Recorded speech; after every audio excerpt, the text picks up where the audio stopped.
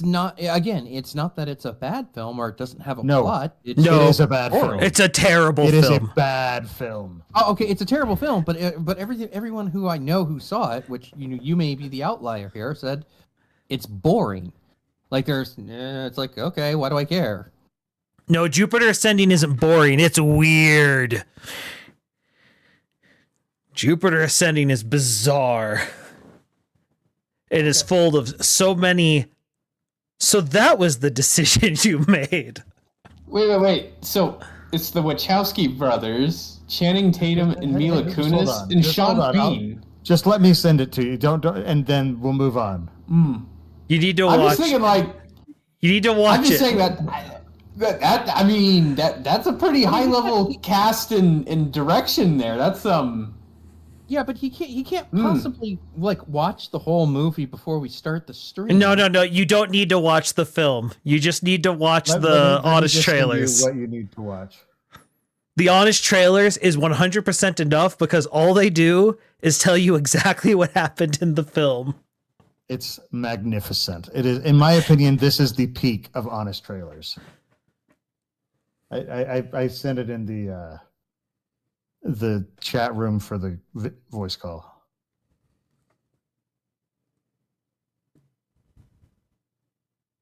All right. We are live now. I'm going to start sending out alerts to tell people we're alive.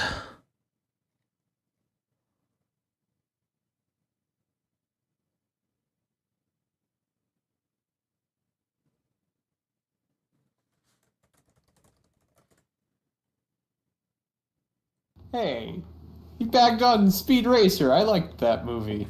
I did too. I felt Speed Racer got a bad rap. We'll talk about this after. Okay, hold on. I'm looking for this chat room. If you go to Discord and look in the... Oh, I see it now. Yeah. There's a little open chat. They hide it into it. Okay, let's see what's going on here. And maybe y'all should watch this after, just because I don't want to distract from the actual... Yeah, we're about to start. Exactly. Yeah, you know what? I'll just... Fair enough. Yeah. Well, after. Okay, post it there.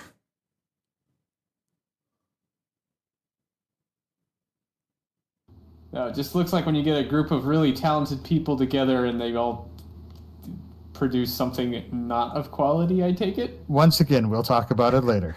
You cannot describe it. You have to just see. See the honest trailer. Okay. Yes. It has to be it is by far the most honest an honest trailer has ever been. All right. I'm looking forward to this, but yeah, later. So I'm just curious, though, before we get started here, what's the worst movie that you've ever seen?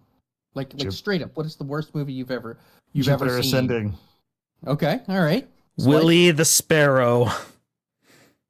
Not familiar with that one? So I don't know. No one is. A family legend. No one is. I don't know why. You know how kids will watch the same movie over and over again? Sure.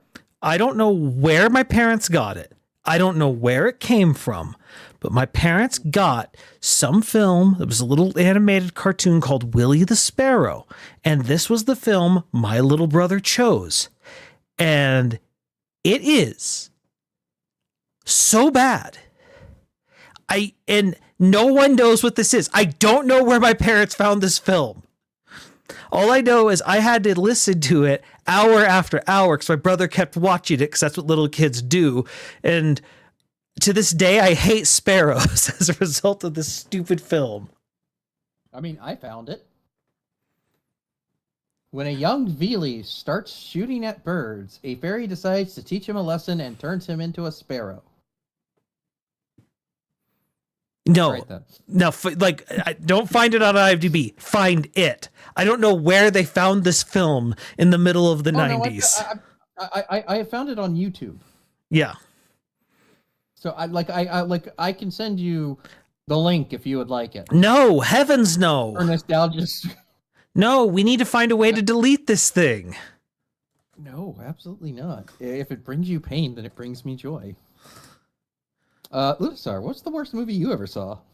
I was trying to think of what it would be, but then when he brought up random weird animated movie that was on some random VHS that a parent brought home once, what came to mind was weird. I don't know if any of you guys have ever heard of this, but the Bobo Bob's Bobular Quest. Isn't that an anime? Did you have a stroke? Well, I know there's an anime called Bobo Bobo Bo, but I don't think this is it. I think it's something completely different. That makes me think of Bubble Bobble, but I'm pretty sure you know what that is. So I know what Bubble Bobble is, and it is not that. I don't know, I was thinking there was another movie about ants that they brought home around the same time, just on a VHS, called The Gallivants. But I think about it was, I don't know. I enjoyed that movie as a kid enough, but I mean, I wouldn't. It's not great, but I'm sure there's worse things out there.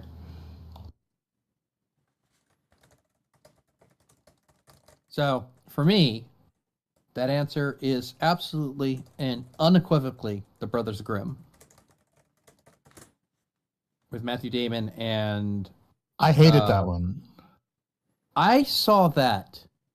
And granted, there might be some trauma also on this that is doing some stuff. I definitely say that's that. the case for me with Willie the Sparrow. I may have walked out of that movie. I went to go see that movie in Mobile, Alabama, with my best friend, his then girlfriend, one day wife, and his brother-in-law. When we had evacuated for Katrina.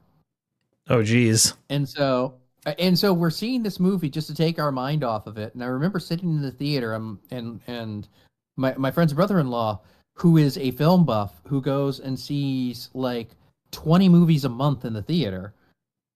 I don't know if he still does that because it's freaking expensive. But I sat there and I turned to him and I'm like, am I tripping here, or is this just a really bad movie? And he's like, this is the worst garbage I think I've ever seen.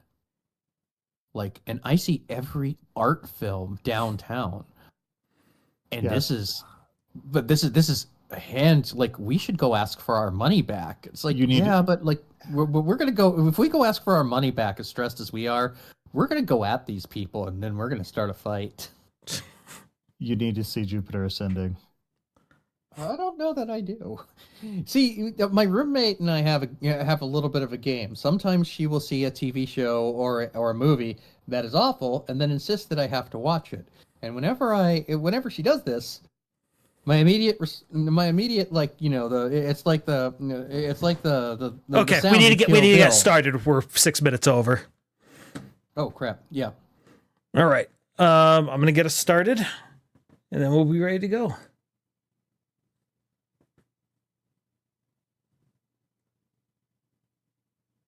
So, at the time we didn't know it, the waning days of the Wii U, they had a direct. In the waning days of any console normally is just a bunch of shovelware and remakes, just stuff to sort of extend the life. So the last Wii U Direct, what did they cover for the Wii U? Well, they showed us more stuff from Star Fox Zero, showed us Star Fox Guard again, gave us Splatoon patch notes, announced Mario and Sonic at the Rio Games, gave us an update to Super Mario Maker, the original, Tokyo Mirage Sessions Sharp FE, and introduced Paper Mario Color Splash Pokken Tournament and Twilight Princess HD. That's sort of what I expected from this Direct, but it is not what we got. This is, I think we overleveled number 16, and boy, they came out swinging in this Direct with a new Mario and Luigi. I think it's just called Mario Luigi. I don't know what else to call it series. Isn't that what's called? Brotherhood. The Brothership. Well, no, but I meant the series though. Is it just Mario and Luigi? The series is Mario and Luigi. Mario and Luigi, Okay, yeah. Which someone pointed out that we're getting 3 Mario related RPGs this year, because we got Mario RPG. We got Only one of them is new. Yeah, but it's just interesting. It's like, I never would have expected 3 Mario RPGs in 1 year. But this was quite surprising. What with Alpha Dream getting shut down, I didn't know that we would ever get another one of these. Has anyone here actually played these? We don't yet. Which makes me think it must be an internal team. So I bought all of the Mario and Luigi's, and my son has played them multiple times through and loves them to death, but I actually haven't gotten around to actually playing them. But I'm very interested, because I didn't own a DS at all, so I never played any of those. I'm very interested in the quick time event-y battle. Like, it just looks very interesting to me. Oh yeah, it is Super Mario RPG on steroids. What little I have played of it, like I know one of them, they often make it to where, Y is to make Mario jump and X is to make Luigi jump, or vice versa. I might have gotten those wrong, but like they actually change which button makes which character attack or jump. And so it really can take advantage of that even on the world map, not just in battle. It's very, very unique style. I might pick this one up. Because if you just notice, it showed X for Mario to swing the hammer and Y for Luigi. So I think A is for Mario to jump and B is for Luigi to jump. Well, and you can probably do something with like the triggers to do other stuff as well.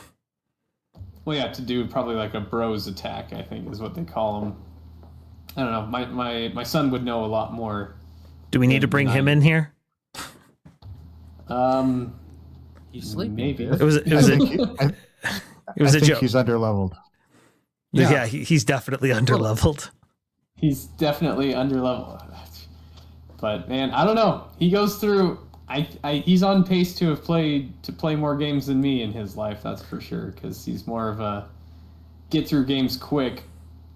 Which, the more I think about it, it's because he had so many games to play as a kid, whereas I only had a few. Yeah, I was gonna say his father did some his father and mother did some curating for him beforehand. Yeah. But no. I mean, just as a quick aside to your intro, I actually was excited about Tokyo Mirage Sessions Fire Emblem. Good old. I mean, you're a fan of Persona now, so you could understand why I'd be excited by that. Not really, no, but... Yeah. It's like Persona, Shin Megami Tensei crossed with Fire Emblem. That is a dance game. I enjoyed the game. Yeah, No, it was an RPG. I saw it. It's all about pop music. Well, the story is... Well, yeah... it actually has the character who's I think he was in Megadeth is one of the characters in the game even, but yeah. Wait, did they get Dave Mustaine to do the game? No. They just made a reference to, I don't know if it's Dave Mustaine, but it's the one who lived in Japan for a long time and is well known in Japan. Was it Dave Mustaine? Did he do that, or was it someone else in the band? Possibly. Like my knowledge of Dave Mustaine is limited to got kicked out of Metallica, started Megadeth, and as a reason, 99 Ways to Die, and that's everything I know about Dave Mustaine. Yep. That's what I did not expect to bring up Dave Mustaine during the show, let alone in the first 5 minutes. But yeah, hey, you're the one who brought up Tokyo Mirage Session. Yes, Exactly. I just didn't expect it. No, but so I just love that they start off with a cold open of a game that I don't think anyone was expecting. I definitely don't remember any of the normal rumor mill people predicting it. Yeah, I don't think anyone knew about it because Alpha Dream was shut down. I actually remember a lot of people were talking about how, we'll never get another one because they shut down Alpha Dream. Yep. So, yeah. Do we know who developed this one? We don't, and which has led some people to believe it's probably an internal team at Nintendo. I hope it's internal, and if it's not, hopefully it's level 5, because I think that they'd be able to do good with it. But yeah, I'm going to say I I'm gonna say I don't love the art style. Like I've seen a lot of people say how much they love it, and I'm just like, I don't want this for Mario and Luigi. I mean, that's been Really? the Mario Luigi art style for. When I say Mario and Luigi, I mean the RPG series. I'm talking about the like the heavy outlines and the realistic but cartoon, like 3D cartoonish. It hasn't been the art style. Well, it's been 2D cartoonish before. And I'm fine with 2D cartoonish, but this is like a very weird. It's definitely an artistic choice. Yeah, I really like it actually. I thought it looked good. It's not my favorite. Like This feels again like with the heavy black borders and stuff around the art, and it's just not my favorite. It reminds me a lot of argument I've been in That this mean? last 2 weeks. The Dragon Age 4 argument over the art style. Because Dragon Age 4 also a couple weeks ago finally premiered after 10 years of development, and everyone said why does it look like Fortnite? And it really just kind of divided the fan base. Camelot Software, by the way, is the answer to your question, Splice. That is who has developed this game. They were a subdivision formerly of Alpha Dream. Oh, okay. I didn't realize Alpha Dream had a subdivision. I don't know stuff. I'm just the investigative reporter. You guys. Yeah, want no, facts? no, I'm not. I'm not questioning you. I said I didn't know it. There's no The last question. game is in 2021. I'm always questioning you. I mean, you should. That's really what a good journalist and anyone who knows me should do. See, and that's Splice's downfall. It is. He just trusts me too much, and I never understand why. Wait, Camelot Software as in the Sega developer for Shining What? Force? I don't know. That's just what this thing says. Interesting. Well, anyway, I don't know. That's one. And when was that one? When was that one coming out? I'm trying to roll back in September, the I trailer. believe. Man, so that one's coming out pretty quick. They also announced If I'm one that remembering right. I'm not going to be getting it, but I like its existence. The Nintendo Championship Edition, World Championship. I will probably get that. I mean, it's the new NES remix, basically. Yeah, exactly. I was going to say, like, it's basically NES Remix, but I love the aesthetic of bringing back the World Championship era. I mean, that's totally geared for over-leveled people such as us. Exactly. Because we're the only people who even remember the Nintendo World Championships. Yeah. But it was... California. Oh, my goodness. Oh, wait, different. It's a different So thing. bad. You know, that may have been the worst movie I saw as a kid. That's... Maybe the wizard. I don't know. Oh, wizard is competition. Anyway, That is peak Fred Savage, by the way. he's definitely doing more acting in that than anyone else. I'm sorry, but in my opinion, Princess Bride will always be peak Fred Savage. I mean, Same like here, same that's here. where Fred Savage. I'm not sure if it's peak Fred Savage. I don't understand. I know, and that's okay. But yeah. The championship edition, I just thought, like, I can't believe that's coming back. It's hilarious. Then there was like anime games and stuff like that. This is the one I wanted to get Lunasar in particular on. This Fantasian thing. What do you know? So, I mean, all I know is what was in there. Granted, this isn't the first time that Sakaguchi and Nobuo Uematsu got together to make a game. The last time it was... Wait, this is Sakaguchi? Yeah, Sakaguchi and Uematsu. Did you not... I didn't get that part. I was at a family reunion, so there were people distracting. But no, I mean, okay, yeah, the fact that the two grandfathers of the RPG on console genre are both represented in this one. Not just the RPG on console genre, but just Final Fantasy itself. Well, I'm saying, I mean, there was Sakaguchi representation, but also they had Yuji Horii even give an interview in this direct as well for Dragon Quest. So I mean, the fact that both Sakaguchi and Yuji Horii were represented in here is crazy. But this isn't the first time that Sakaguchi got together with Uematsu to make a game. The other one was Last Story, that name's a bit more on the nose. Granted, this one is too Fantasian. Yeah. It's about totally fantasy, and they're trying to- both Asian. Their whole like, yeah, we're the Final Fantasy people and the OG Final Fantasy people. Last story, I have it. I didn't actually get that far in it, but I don't know. I'd be interested to see how it comes out this time because, well, I mean, it's Sakaguchi and Uematsu. Like one of my favorite game developers and one of my favorite composers. So I don't know anything beyond. Well, the first I heard of it was this direct. Well, so there's some interesting things. One, this is actually a re-release. Really? This was originally on Apple Arcade. Yep. Apple bought exclusive rights to this apparently for iOS, which is weird. And so, seriously? Yep. Back in 2021. Why did I say 01? That's weird. Yeah. iOS, that's probably why I'd never heard of it before, because I do nothing Mac. Yeah. I have never given Apple a cent in my life. Yeah, it was developed for iOS, macOS, and tvOS through Apple Arcade, just like he said in 2021, published by Mistwalker. Yeah, and I have to say, this is definitely a return to form because this has to be the most androgynous looking dude I have ever seen. Which to me, that's Final Fantasy getting back to its roots. I wouldn't say roots. I would disagree with that. I would disagree with that very strongly. Getting back to its roots is fighter, black belt, black I mage, wouldn't call. mage.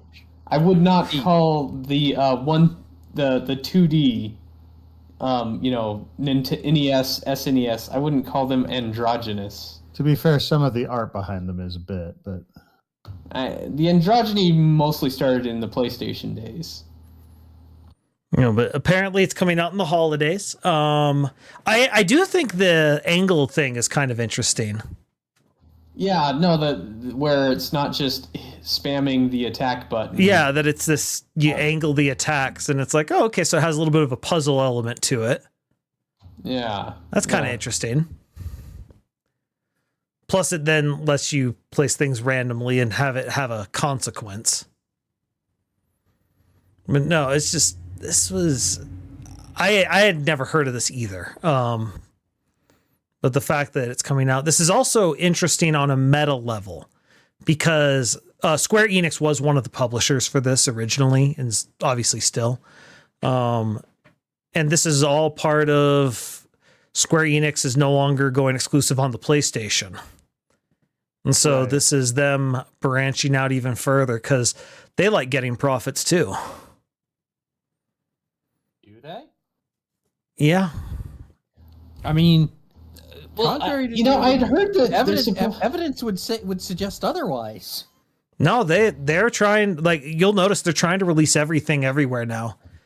Well, wasn't their exclusivity only limited to like Final Fantasy VII Remake? Because I mean, like the Final Fantasy series. Because I mean, Octopath Traveler was a Switch exclusive. So they're branching out on there were some other ones as well. I'd have to go find it.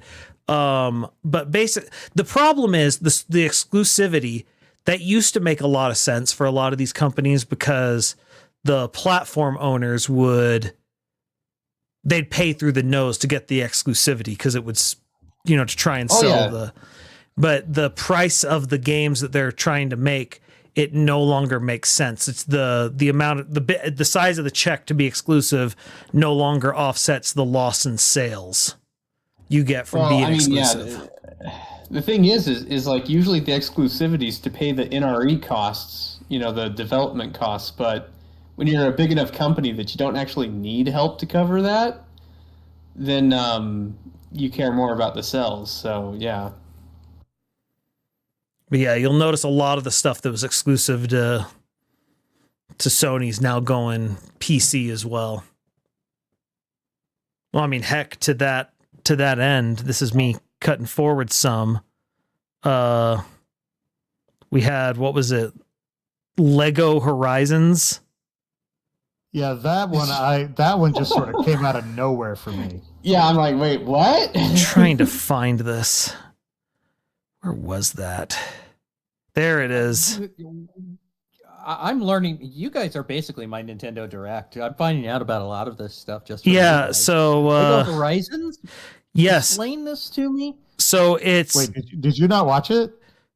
no, so I only know about the one thing. I was working at the time, and but yes, I'm just not like a big. Yeah, so Horizon Zero Dawn and No. Forbidden West. Oh no! It's a Lego version. Why? I don't understand. I don't know either. I mean, I don't understand either. That's why I'm asking why. Was there like Because they're running out of huge franchises and they're like, okay, next. Like I like Lego as much as the next person, but have I just like missed like where Apparently like you there was don't. a huge demand for like Lego video games and then Lego lampooning Well, so properties here's in the video thing. games? Dude. Here's the Okay, thing. let me just Lego I need to doing go through- yeah, that's fine. let Lego me go through my your my, Lego my collection Steam library for all the Lego because I bought like a pack.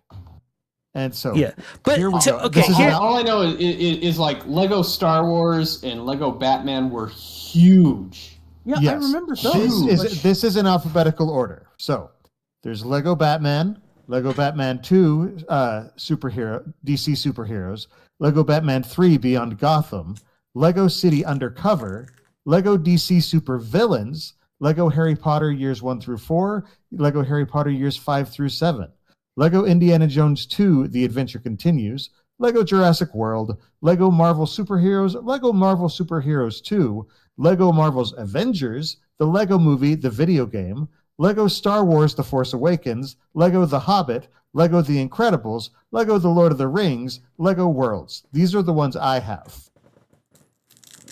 Okay. And that's not all of them. I've just got one question. Why don't they just buy real Legos and play with them? Because Legos are expensive. Legos I are get more that, expensive than the games. Yeah. I mean, like, granted, it has been. I don't think I've ever bought like a Lego, but like I had like Lego sets when I was a kid, and I've never priced them out as an adult. So go walk down like a toy aisle. You're gonna be shocked when you see the Lego prices. There's a Lego store here in Lakeside Mall. I could go there. In fact, my GM for Friday night. Oh, wait, is this our wait for? Never mind. No, it's not. But like they collect Legos and they put it together, and I kind of remember him just saying like complaining that he has to pick up a new set, but then like my answer is always, I don't get it. Honestly, it's like if you go down the Lego aisle and you're like, ooh, all this stuff is cool, and then you start like adding this together, you'd be like, I could almost see like a parent telling a kid, how about you go for like a PlayStation 5 or a high-end PC instead? I mean, because like real these sets are like $90 a piece, and to get a decent amount of them, you have to buy like 20 sets. Like it's ridiculous. Kid, Okay, let me so far introduce you to Magic the Gathering. Yeah, I'm looking at the Lego website that's right now. that's a never-ending black hole. So is for your Lego. money. So is Lego. Okay. I'm So looking at that's the comparison I need. Okay, so right now, Lego is Magic the Gathering. Right now, I'm looking at the Lego website, and the cheapest thing I have found is $13 for a Captain Rex Y-Wing Microfighter, which is a fighter that's just barely big enough for one of the little Lego dudes to sit on top of. Jeez. $13. Those licensing fees ain't gonna pay themselves. I mean, they could not license. But, That's what I'm sells. Sorry, I've derailed us. No. This is fine. So we've gotten to the point where we're needing to. We've run out of other properties. We have to get to. All right. What do we need? Well, here's some video games that were popular. All right, let's turn them into Lego video games. Well, not even like this is- classically popular. Like this is a very recent game. Well, No, yeah, I know I mean, that. that's the thing, because when I think of Lego games, I feel like, oh, it's like an old movie franchise, like a franchise that's like 3 decades old and has been loved and tried throughout time, whether it be, DC Comics or Star Wars, like big franchises that are not video games. Or comic books. Right. Like, I get that. Like, a lot of comic books characters would never get into a video game. And so to see Nintendo advertising a Lego game for a PlayStation exclusive game that's not that old is kind of mind-boggling. It's very Street Fighter the movie, the game. I'll definitely agree there. Yeah. Oh. So like for me, the fact that there's a Lego game, no surprise. The fact that it's Horizon Zero Dawn and not, say, Harry Potter would make more sense. Well, they've already done Harry Potter. They've already done Harry Potter. Maybe they're just running out of the big stuff, aren't they? That's what I just said. Yeah, But why Horizon before like Final Fantasy? I don't Because know. they were. How much you want to bet the licensing fees were much less with Horizon than it would be for Final Fantasy? Okay, I mean, I can see that. Square Enix has to do something. They've been hemorrhaging money. They double down and then triple down and then quadruple down on NFTs, and that hasn't gone well for them. That seems to have gone away mostly. Well, thank God. But it just seemed like every time, and I'm not going to get too far into this because it's a whole separate argument. It just seems like AAA just keeps throwing away money because, Well, that's true. like, they can't get it, and that's what this. Oh, they're throwing away money Like this could be in like profound a whole, ways. This could be like a whole other discussion there, but like but like again, like why? I don't see the need for. I mean, I'm not a kid. I have kids in my life, but I don't even. That's the thing that makes no sense to me about this. It's like it's not a kid-friendly game. It's not a game kids would be playing. No, Horizon covers some complicated topics. Because I mean, when you think about the franchise has been around for decades, it's like, yeah, parents have probably introduced kids to the franchise. Well, except for maybe Star Wars, but that's for different reasons, as we were discussing earlier. But yeah. But Star Wars is a kid-friendly brand. Yes, it is. Ghostbusters is despite the fact that the movies are actually quite adult in their humor, it's a kid-friendly brand. You start going through a Ghostbusters Lego game. Yeah, Ghostbusters Lego game? No, I want it. No, kind of. When they tried to do the Toys to Life Lego game, Ghostbusters was a part of that. But that's a different thing. No, but the point is, these things like some of these things make sense. You're like, okay, I see why Star Wars is a Lego game. I can follow the logic. Horizons being a Lego game, I can't even figure out how that topic even started. You know how that topic started. It's that skit that they do on one of those channels for like the movies. Barely an inconvenience, hardly worth noting. Yeah, but I don't even know I want to know who started that conversation, because I can't see Lego being the ones who went to who are the people who make Horizon Zero Dawn? I forget. Sorry, which Sony? It's I mean, they'd have to go through Sony. Sony owns it. Yeah, I Sony know owns the company. Yeah, I know Sony owns it. They're a subsidiary of Sony. I mean, this feels like this might have been something that Sony did because with all the other stuff that they've been doing over the last 2 months, just making all the missteps. It seems like Sony is trying to employ a tactic of here's the first game on Steam. You can play it on your computer, but if you want to play anything else in this series, you got to go to our console.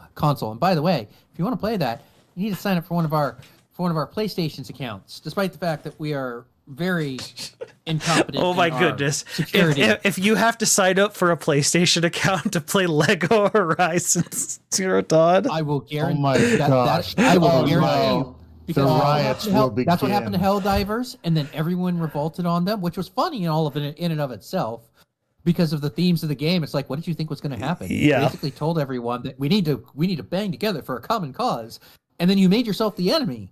Oh no, they banded together for a common cause. Who gave them this idea? I loved being And, part of like, that. but, That like, made me happy.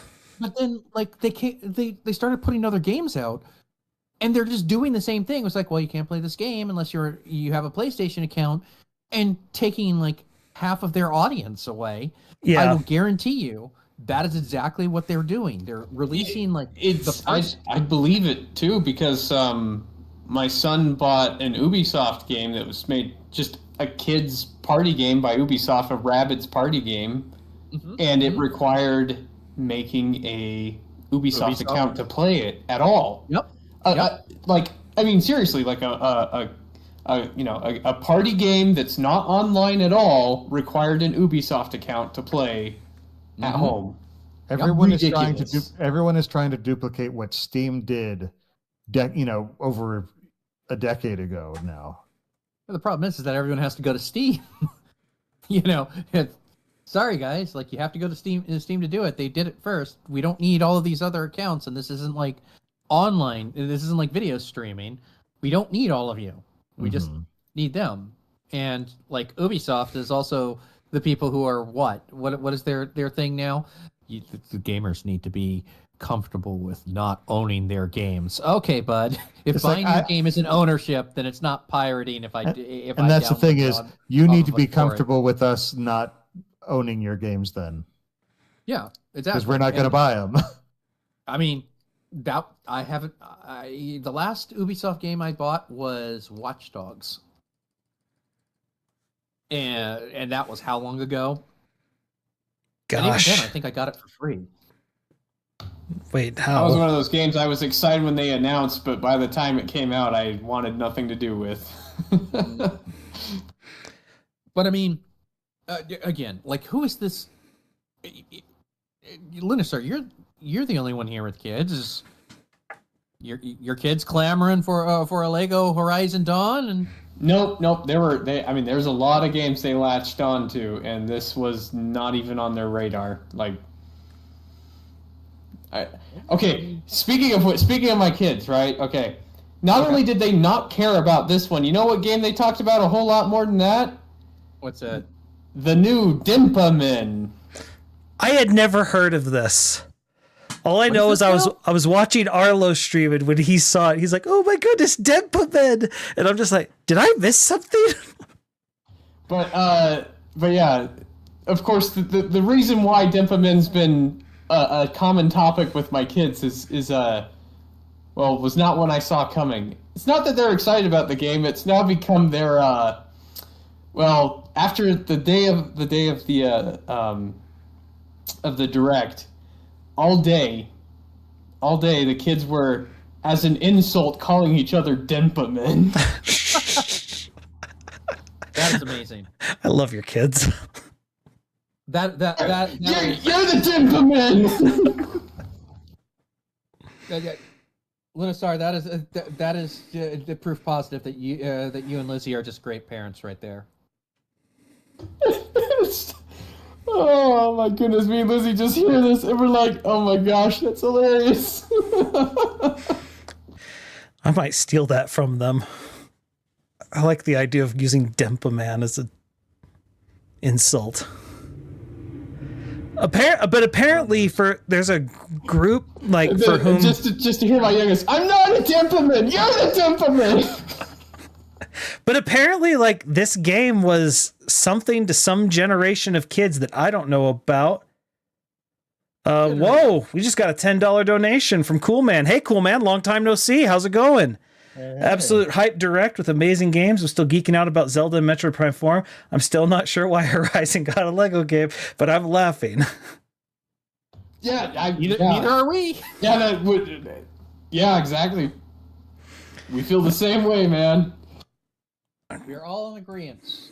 Cool Man's a cool man. If you're watching, and we know you are, just nope this. Just put it on the down now. We're not vibing with it. We don't need a port. Yeah. But no. All right. So that was a turn in left field. It wasn't exactly going in order. After they did Fantasian, they announced maybe the most confusing DLC I've ever seen. Basketball for Nintendo Switch Sports. which Yeah, that's a. I didn't. First off, I didn't know Nintendo Switch Sports was a thing. yeah, I only like I bought it and it was on one of my biggest gaming regrets list that we did, but it looks like a really crappy basketball game, and it's more just I'm shocked that they're still updating Nintendo Switch Sports because I just forget it exists. And is Nintendo Switch Sports actually made by Nintendo? yeah, it's the same team that made Wii Sports. That's shocking to me. Okay. Yeah. Whoa. Did we get another donation, or did my alerts just like way? Okay, my alerts just way delayed. No, that's in. a delayed. Okay, good job, yeah. alerts. You're nailing it. I don't know what this next game is, but I really love the art style. It's this one. It looks like Ori, like in its play style. It did. I had the same sort of vibe. But the art style is like it's got this, I don't know, sketchbook quality, I'd almost say. Yeah. It was kind of like Child of Light had that art style too. Yeah. I don't remember that one.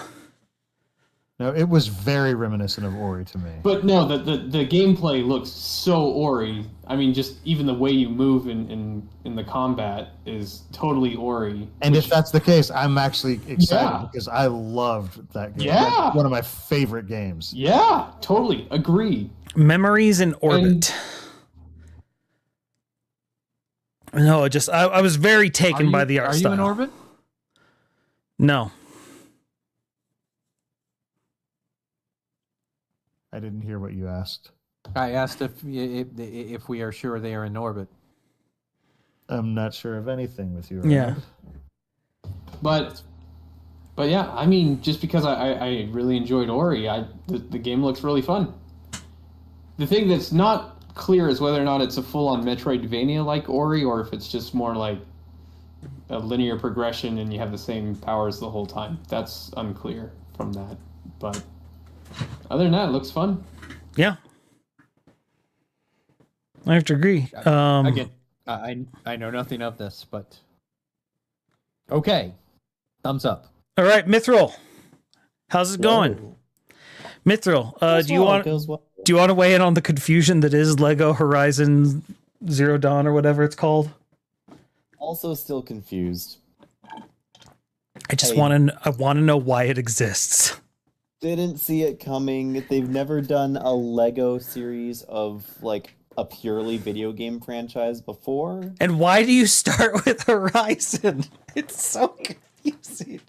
Because think of all the different unique models that they get to do. So because Lego games are all about the cool, wacky things you can do with the crazy models, like Lego Star Wars. Okay. Now that you put it that way, maybe they started like with the dinosaurs. Okay. That's probably what they thought. I can see that. Dinosaurs. Like maybe they wanted Jurassic Park and wasn't able to get the license, so they switched over to Horizon Zero Dawn instead. Not out of the question. But yeah, now that you bring up the dinosaurs, that actually makes that makes a bit of sense, actually. That's all I know about Horizon and everything is that there's robot dinosaurs in it, so that's probably all that they knew about Horizon 2 as far as I'm concerned. Yeah, but I don't know. Anyway, we talked a bit about Mario and Luigi. Do you have anything to weigh in on Brothership? Interesting. They're going. I never played Dream Team. It's kind of cool to see the Mario and Luigi games in a more open 3D world. I hope that they're still able to do the same sort of like well-made overworld puzzles. I don't know why the art style would be different, being like that would make any effect, but yeah, I never played Dream Team. I never played any of the remakes because I played the originals, and I think they're fun games, and so I'm looking forward to seeing if this holds true. All right, perfect. Now, here's one I wanted to discuss. I was really hoping Lizzie could join us, but she's sick today. Feel better, Lizzie. This game right here, We've had a slew of farming sims.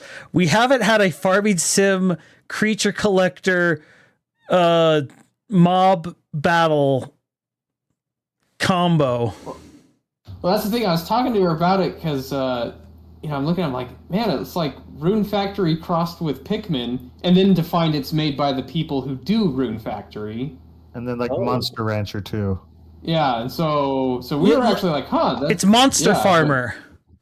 It's Monster Farmer. It's it's Rune Factory crossed with Pikmin. But look, you're growing them in the freaking farm. Like those are corn stalks that are clear. The corn fox. They're corn fox. They're corn fox. Yeah. That's great. That's just what fever dream created this game? I don't know, but it's Marvelous Entertainment, so there's a good chance me and Lizzie will pick it up. There's a pretty good chance. I'm sorry. What did you say they'd done? I got lost. They're the ones who did Rune Factory. Okay. And used to work on Harvest Moon back in the day, but yeah, they're the ones who did the Rune Factory games that we talked about last in the simulation. So. Mm-hmm. Yeah, so Rune Factory did the thing where it's like, hey, go out and tame monsters and then bring them back and they're a replacement for your animals. Now this is like, okay, your crops are now also your monsters. Yeah, so instead of you grow crops and then go tame monsters, now you just grow the monsters. It's all just to simplify it, streamline it. It's monsters all the way down. Monsters all the way down.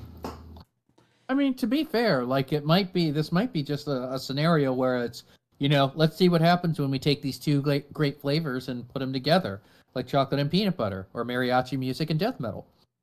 Indeed. What if Olimar was an anime character and the Pikmin were animals?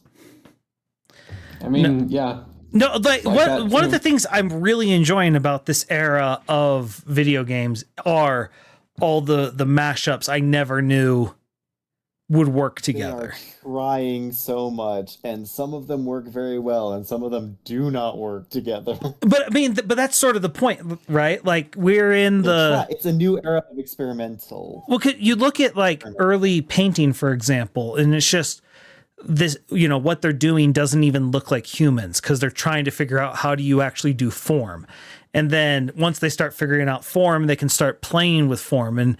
You move from people just doing recreations of scenes to getting more experimental things like Picasso's cubism or, pointillism and stuff like that. And we're in that phase of video games where people are now in the full experimental era of just saying, okay, this is a young art form. What can we do with this?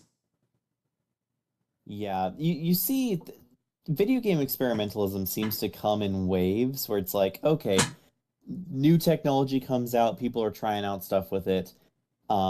Stuff gets figured out, okay, people are kind of just making copies of the same stuff. Then new crazy thing happens, people are doing riffs on that new crazy thing, and then people kind of narrow down based on what works. And so it's like open shut type thing, and it does seem, especially with stuff like this, we are in a brand new open source, which is game hybridization, game fusion. Yeah, well, especially because a lot of the limitations of technology are sort of gone now, especially at the indie level.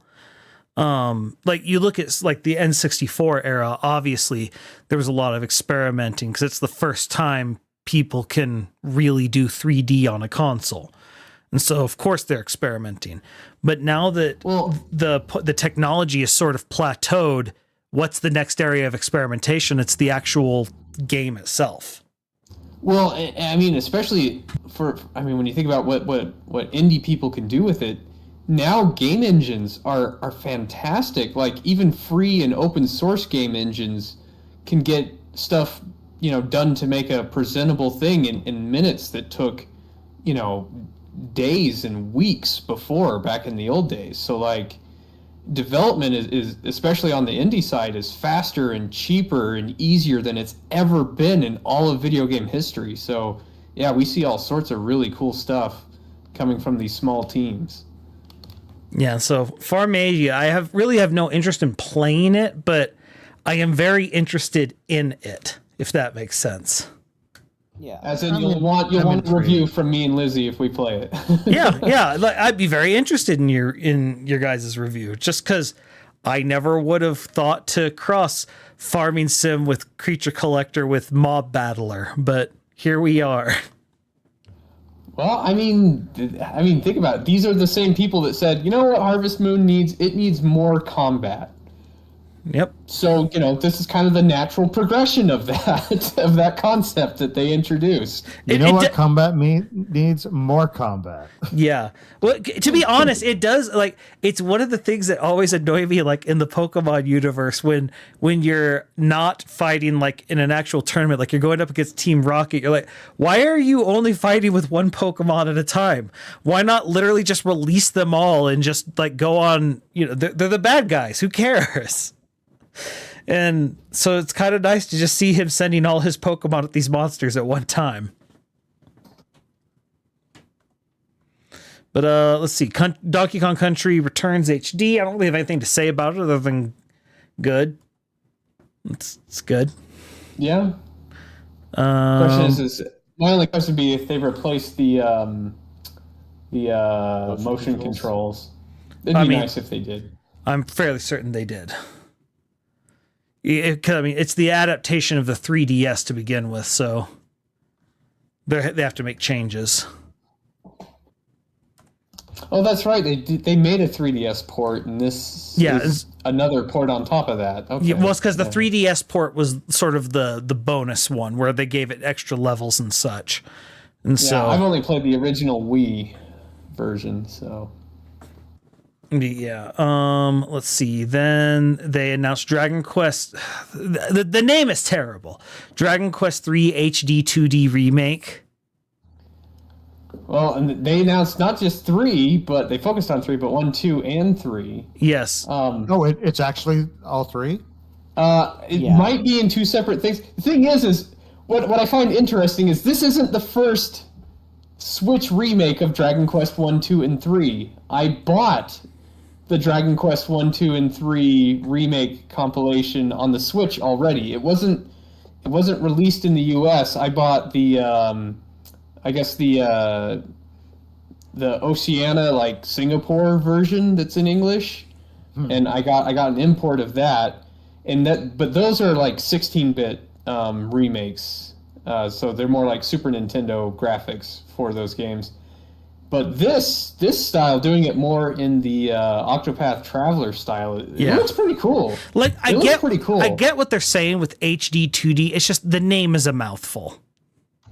Well, they usually call it the 2.5D is kind of the term that they use for that. This isn't quite 2.5D though, because 2.5D is side scroller.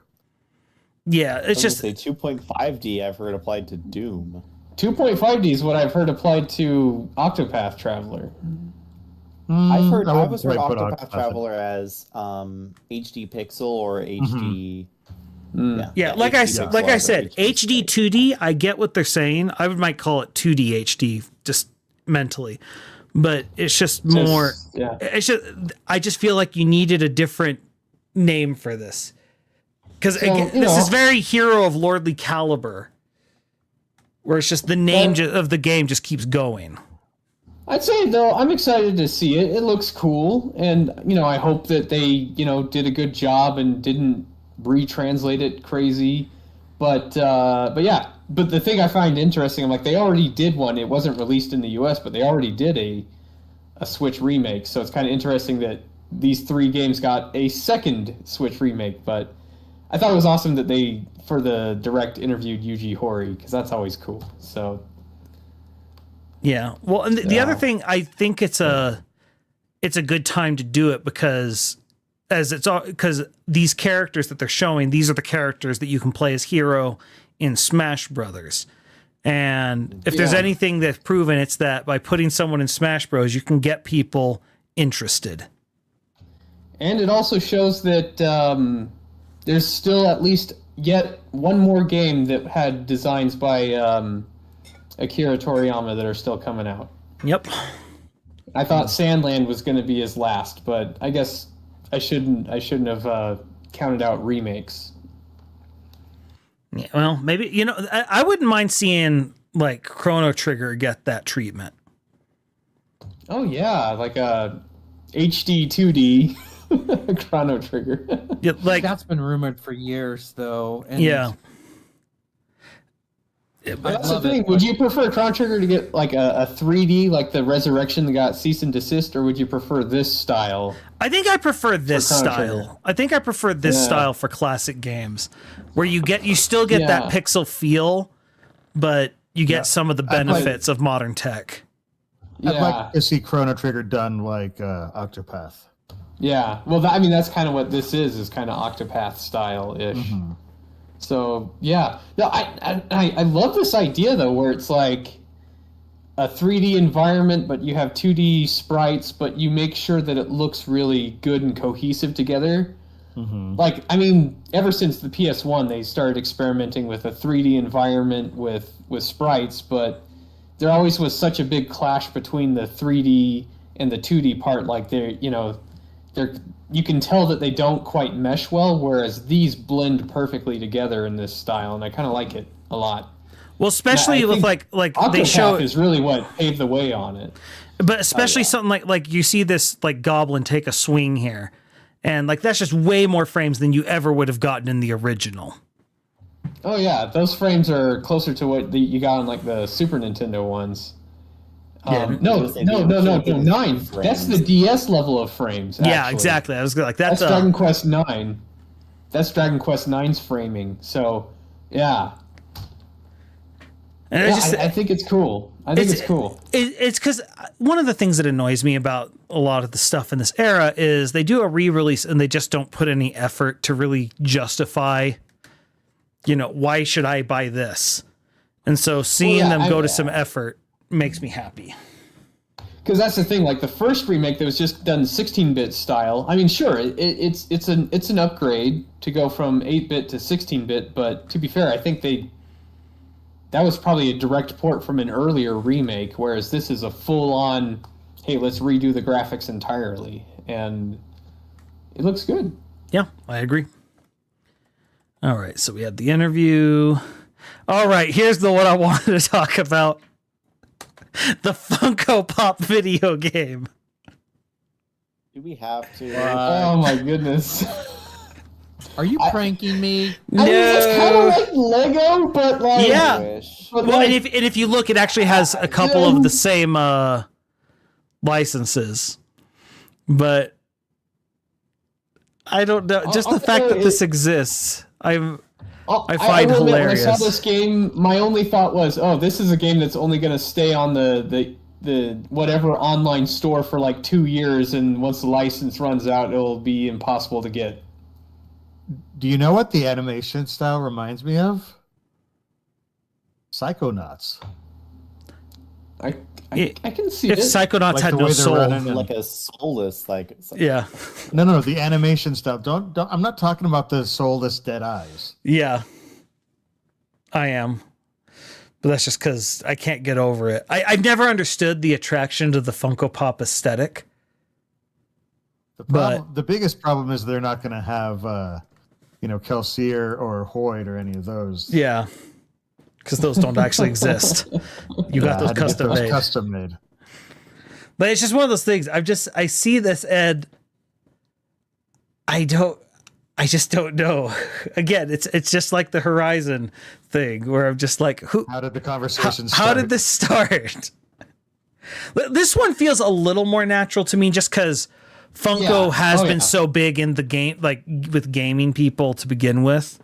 But you go to any gaming store, they have Funko for sale there, and this one, it's like there's no question how they got the what franchises they're touching. It's, hey, let's look at our line of Funko Pops and let's just pick a bunch of them and throw them in there. Well, and the other thing is that Funko has they have Funkos based on video game characters. Yeah. Well, and so this is interesting because you have things like you see in their license, they have Jaws, they have He-Man, They Back to the Future, which Back to the Future is interesting because I'm glad that they don't try to remake the game, but they also they're fine lending out their license to people.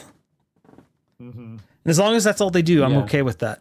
But Five Nights at Freddy's, like that's, you just keep going through hard on Five Nights at Freddy's and Doc Brown. Yeah. Like this is from Nope, which, okay, that's interesting. I would that Shaun of the Dead. Scott Pilgrim in there too. Was there Scott Pilgrim? I thought I saw Ramona Flowers. Oh, that is Ramona. Okay, yeah. That is Ramona. And then Shaun of the Dead. And I just go through. I'm like, what? What are you doing with this game? Like, don't get me wrong. It's definitely like. This is one of these, like, what if your favorite properties, like, crossed over kind of games. Well, this is, I mean, it's kind of like the Lego, but usually Lego likes to focus on one property at a time, so it's like got a cohesive story, so to speak. This just seems all over the place, like spaghetti on the wall. It's kind of like how Marvel went in with like all the individual superhero stories, and then DC said, "Let's start with Justice League." Now watch, like people are like, we're gonna get the reviews for it, and people are gonna be like, I was crying at the end of Funko Fusion, and we're just gonna be over here. Really? Funko Fusion? Are you sure? I was so moved by the story. Yeah, that'd be hilarious. I unironically, I want this to turn out to be Game of the Year.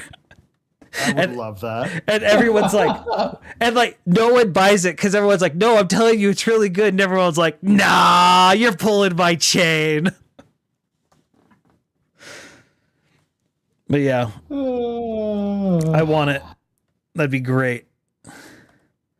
But yeah, we got the Luigi's Mansion 2 remake, which I found the most common refrain on the internet was, so can we just get the Luigi's Mansion 1 remade too? Oh, there's your new insult your kids are throwing around.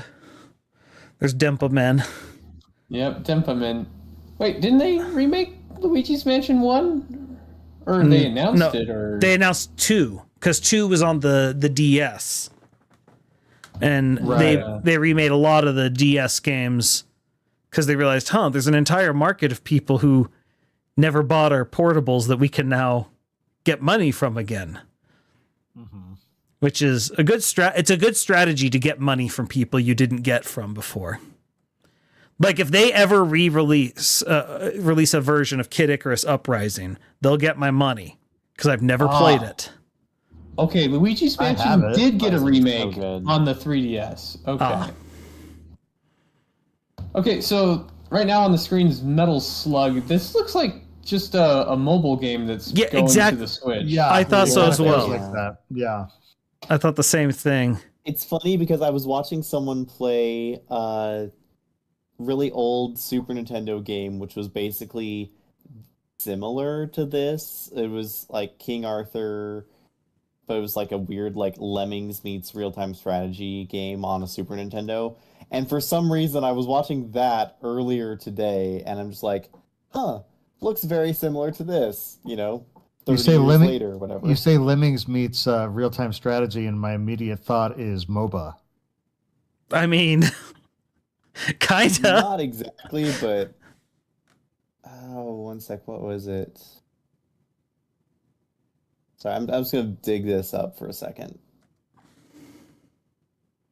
I'm trying to think.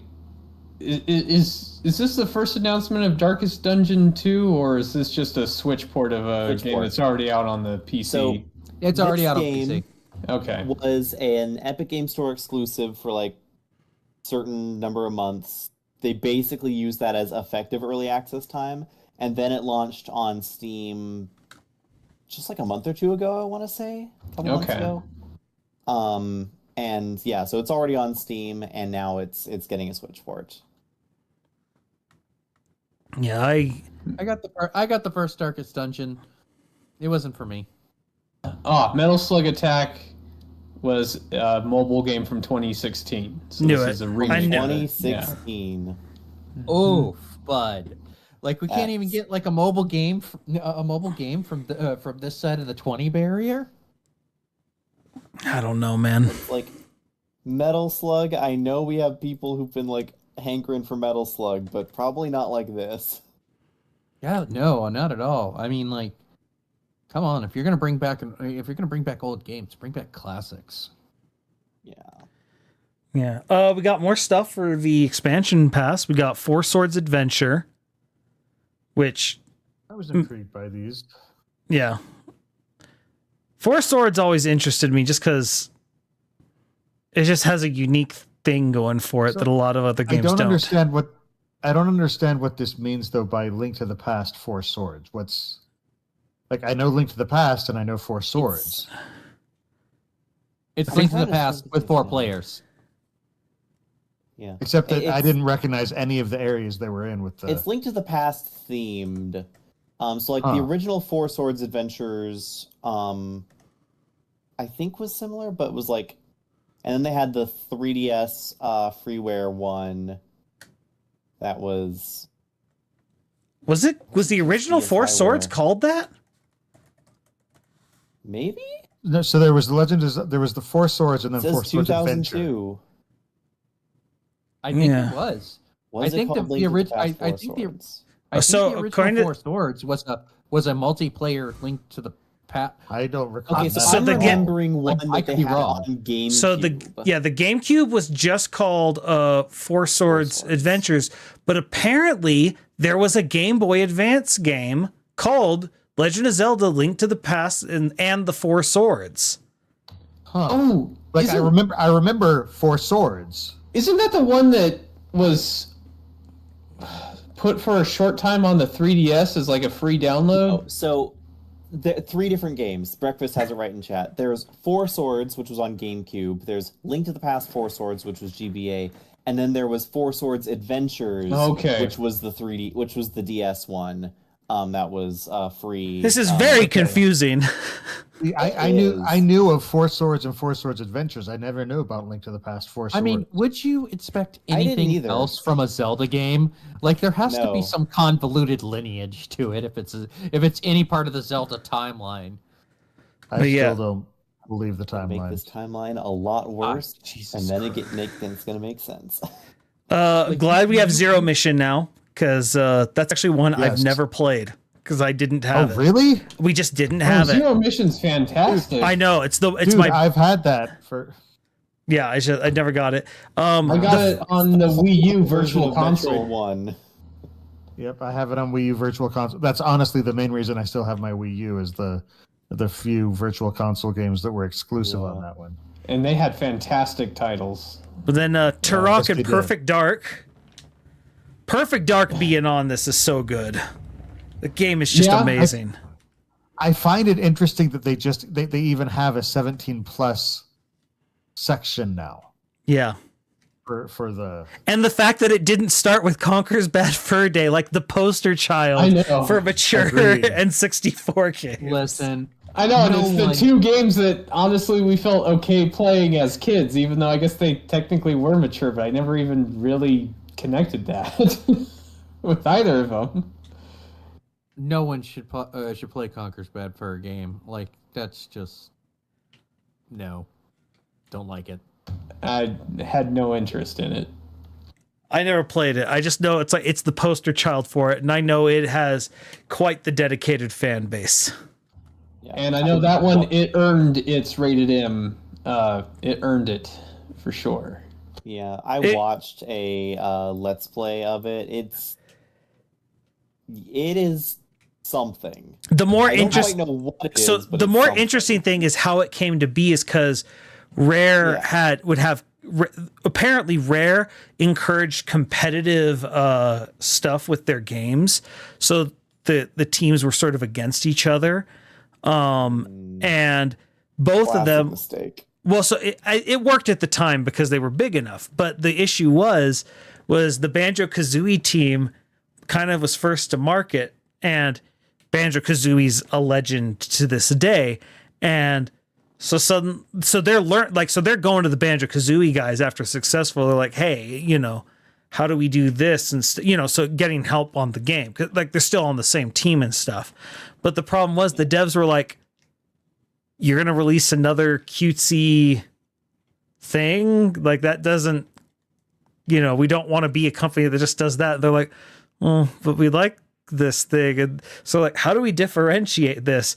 And that's where they went to the subversive angle, because they're like, what if we make it foul-mouthed? And they're like, that would differentiate it. And it sort of sprung from that, which I thought was kind of an interesting little story. Yeah. All right. One of the other cool things about this direct was how there was kind of a little something for everyone. I didn't know what this was. Yeah. Oh, I will say one thing. I know, just some, well, not Disgaea, but Disgaea representation. NIS took a break from Disgaea to make a new Phantom Brave. That's cool. I mean, that's the first Phantom Brave was back in, 2004? I had never heard of this. I'd never heard of this. I mean, it's the same people as Disgaea. It's the same art style. It's very similar to Disgaea. Difference is, instead of a rigid grid, it's an analog. Instead of a digital grid, it's, you have a distance. Everything's kind of analog. It's not a strict grid, but it's basically Disgaea without a strict grid. Interesting. I just want to put one response out there to when you said something for everyone, just because I want to not even vent frustrations exactly, but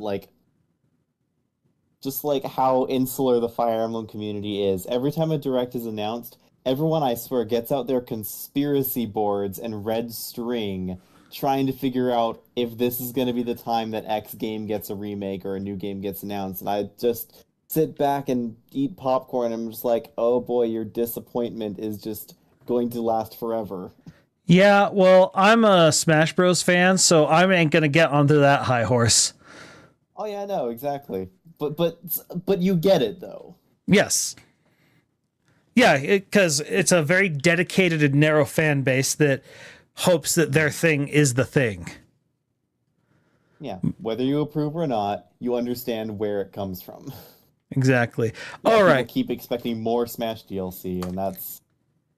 This is what one ship has sailed assumes the ship is anywhere close to the station. Sorry. I want to talk about this one because I did not see this one coming. I did not see this Marvel versus Capcom. Well, it's not. I mean, obviously, it's more than that. Marvel versus Capcom Fighting Collection Arcade Classics. Another mouthful. I'm for it. I like it. Yeah. Well, so I enjoyed the old Marvel vs. Capcom game. Well, so that's not why. Chunk of my childhood right here. But that's not why this is shocking.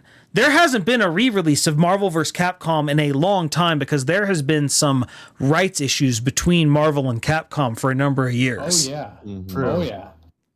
And this isn't just Marvel vs. Capcom. They're also releasing Street Fighter vs. X-Men, which X-Men Children of the Atom. Yeah, X-Men Children of the Atom, the Punisher game. Punisher, for some reason. Oh, it's like, hey, we might as well put it in. Let's see, Punisher, Marvel vs. Capcom. You get 7 games. Marvel Superheroes versus Street Fighter, Marvel vs. Capcom, Marvel vs. Capcom 2, Marvel Superheroes. I forgot about Marvel Superheroes. I just want X-Men, the Sega Genesis game back. Yeah, well, I'm just curious what cast they're gonna have, because I know there was like some Japanese comedian that showed up in the Japanese version that wasn't in the US version. I wonder if he'll be back or not. Maybe. I don't know, but just the fact... although notable by its absence, Marvel vs. Capcom 3, which, I'll be honest, good riddance. Yeah, it doesn't have the love for it that Marvel vs. Capcom has. Wait, I thought people liked Marvel vs. Capcom 3. I'm sure they Infinite do. They didn't like. I'm sure they do. That is my Phoenix personal Wright opinion. was in Marvel vs. Capcom 3. I enjoyed that. Here's my problem. Marvel vs. Capcom 3 is also the first game I can remember which I had to buy DLC that was on the disc.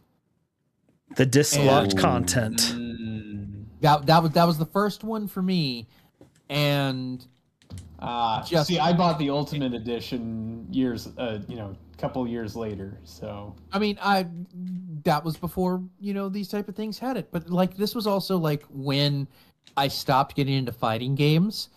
I'm not necessarily the best at them, but they're nostalgic. They take me back to the arcade. One of my good friends who is no longer with us was very much into it. Like our whole Saturday routine is we would go get katsudon at our favorite Japanese restaurant. We'd go cruise the comic store so he could pick up his folder, and then we'd head back to his place, and then we'd just play whatever fighting game caught our fancy for hours on end. But like Marvel versus that was when I realized like the fighting game genre was about to become just like a big cash cow. And look at it now, man. Like you have to pay like for seasons of extra characters, and like if you want actually every character in the game, like you're paying for like 2 or 3 whole games at that point, if not more. So it's just like this is a good area right here. Takes back the nostalgia before all of the greed bleeded into it. Takes you back to the arcade. I love this idea. Plus the music. This is the only part of. Plus the music was like, come on, like the original Marvel vs. Capcom music, absolutely the best. Oh yeah, great stuff.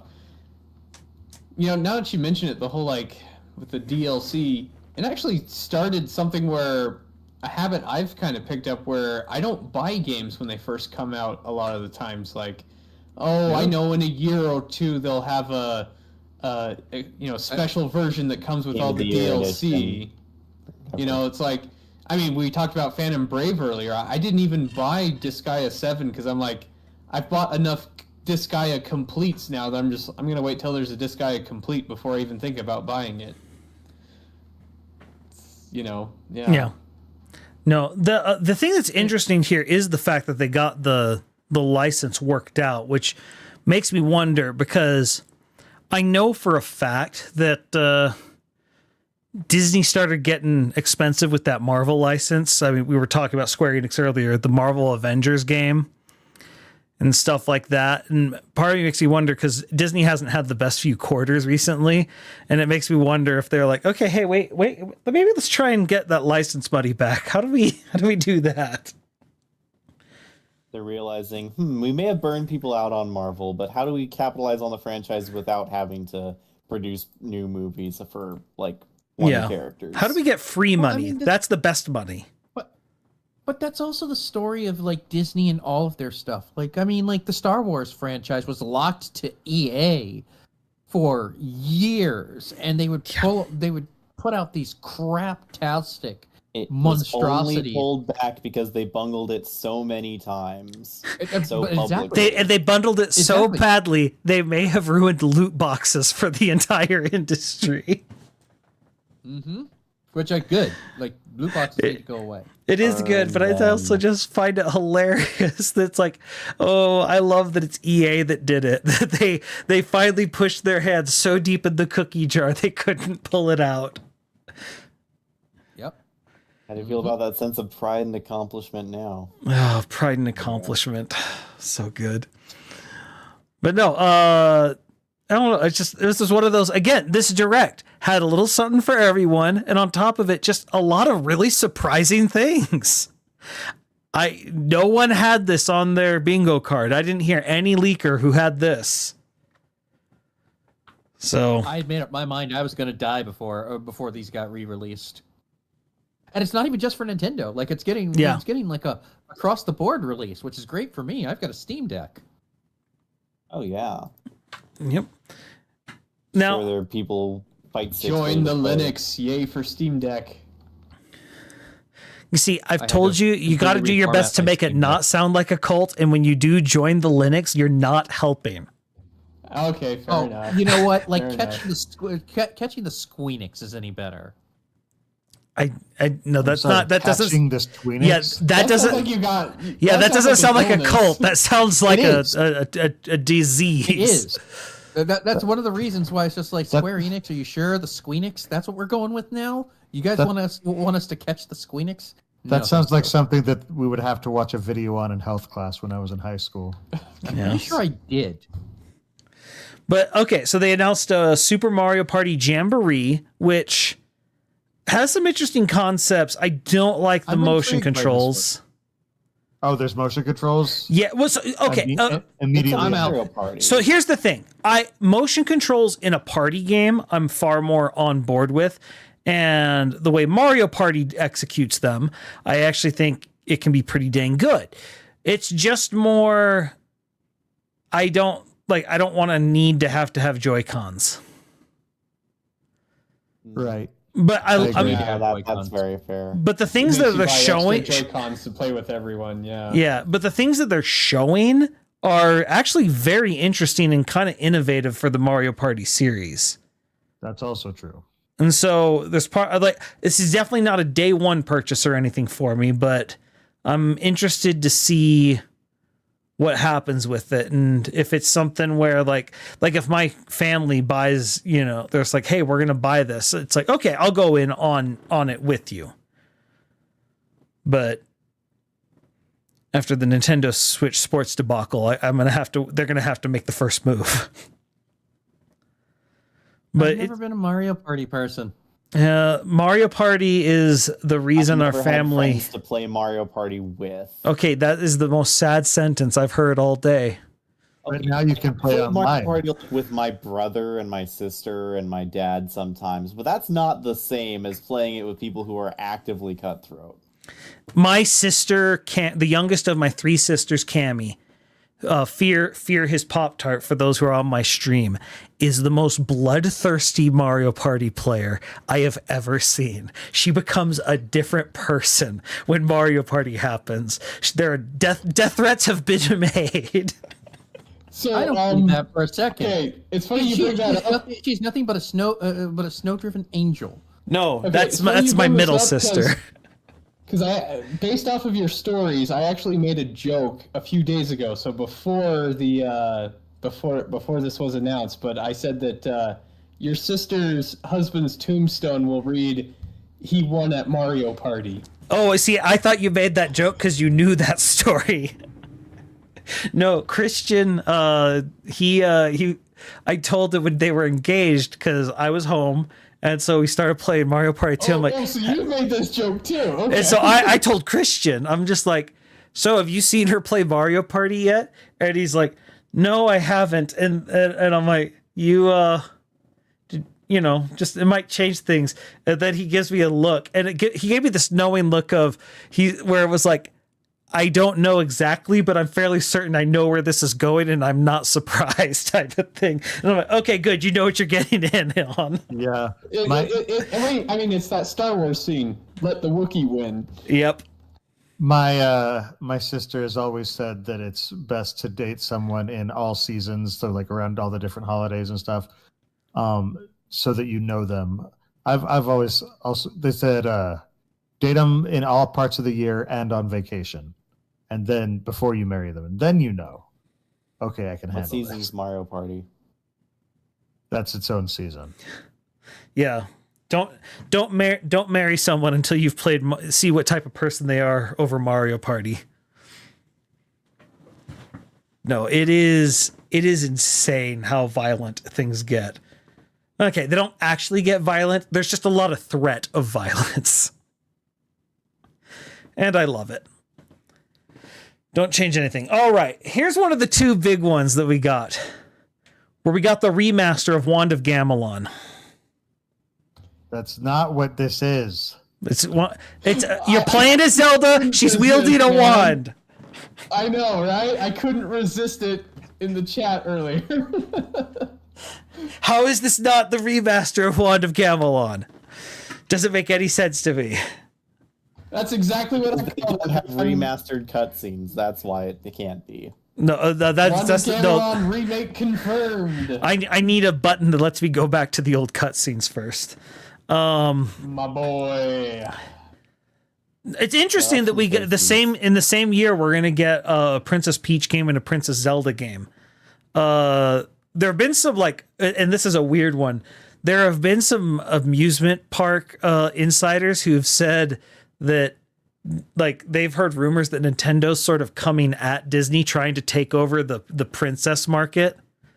Good luck with that. But this is the thing that's interesting is actually they actually have a pretty good lineup, and because Disney's been moving away from promoting their princesses as of late, there actually is a little remakes instead of making new ones that are any quality. There's been kind of like it's actually like they might have a chance, and it's just one of those things. I'm like, it's interesting. I at the very minimum, I don't think they like. Let's talk real. It's not like they're going to take it over, but they have a chance to like actually make a dent, and it's a pretty lucrative market. Little girls like the princesses. It's true. But this Zelda will be. I think girls would probably have a lot more interest in it than. Well, and it's got a very because the thing is. I like that they're going for a very different style of gameplay. Like it almost reminds me of Scribblenauts, the way that you, yeah, I can see that, where you're having to solve problems in creative ways, and there's not one solution. You say Scribblenauts. I was actually thinking this is like the handheld version of Tears of the Kingdom. Well, yeah, I was going to bring that up, too, because it's like in Tears of the Kingdom, you can solve problems in really strange ways because you're just, build stuff. And the fact that this is a 2D Zelda, that you have that ability to just build stuff, like, it makes me wonder just how much people are going to break this game, or if it's like, is it open enough like Tears of the Kingdom where it doesn't matter how you break it, it's fine. Are they finally accepting that the Legend of Zelda series is literally just a puzzle adventure series? Well, it can be a little bit of anything of what you want. There's a lot of. First of all, I love that the crazy creepy Luma from the Mario movie now has a job. The nihilistic. Yeah, being Zelda's companion. But there's some very interesting stuff you can do with this. This is. Again, it's not like I'm not sitting here like thinking this is going to change everything, but it's interesting that there's like, okay, how do you make a Zelda game feel different from a Link game, for example? And like, how do you like they've done a good job of that. Yeah, it's like how do you? I love that actually. How do you gameplay wisdom? Because wisdom isn't something you tend to use offensively, and so the idea of her setting things up to set up traps and to set up a situation where you can fight behind these mobs that you've set up, like okay, that fits the wisdom concept of someone fighting smarter, not harder. I like it. And I love the idea that she has a very different style to play than Link.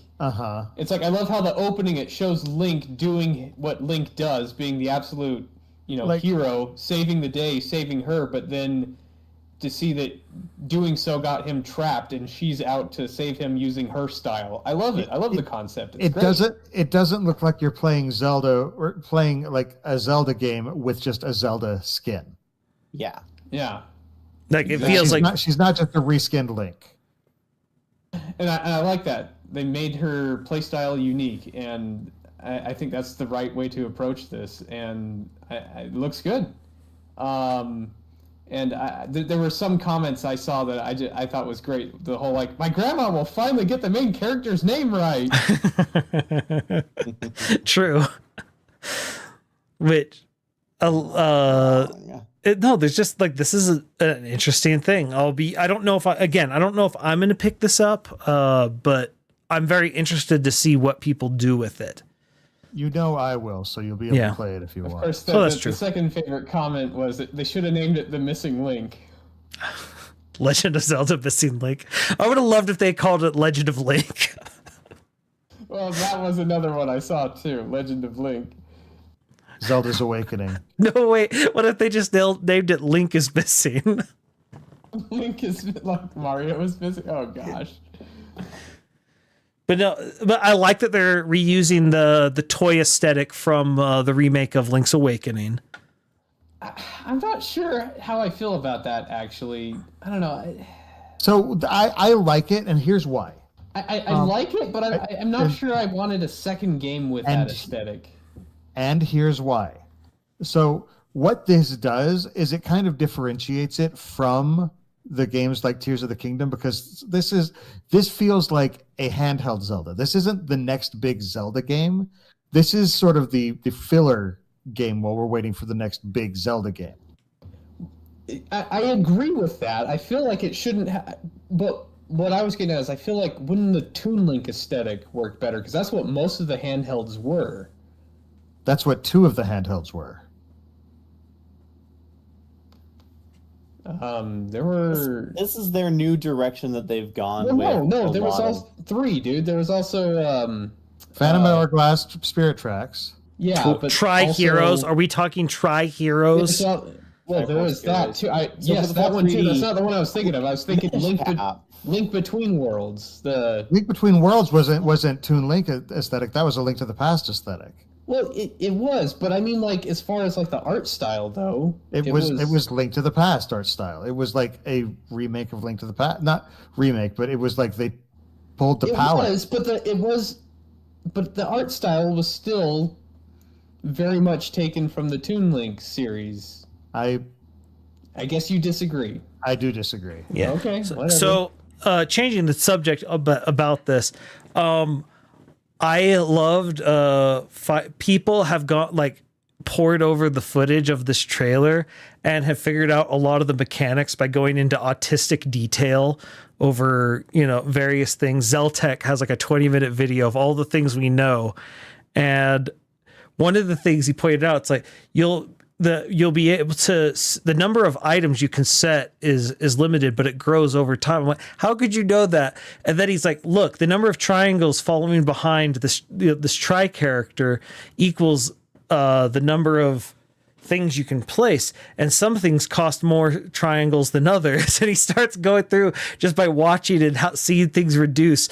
And I'm just sitting here like, holy crap, I love it when people just start going over it like it's the Zapruder film. And just figuring everything out. It's one of my favorite things that fandom does, where we obsessively go over every detail. I don't know. It's one of my favorite parts of fandom. Oh, and apparently there's going to be a Switch Lite Hyrule edition. Okay. Oh, that's how they... Okay.